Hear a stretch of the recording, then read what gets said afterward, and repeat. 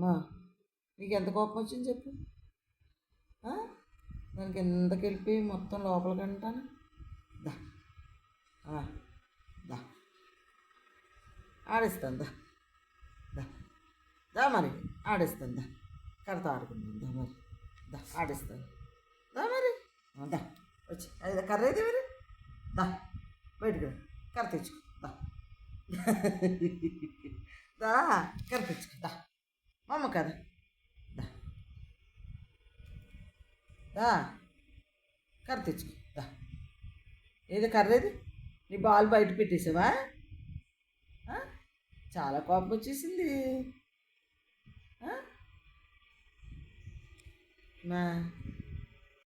చూసావా? బయటకు వెళ్దామా? ఇంకా బయట కూర్చుంటావా ఏమా?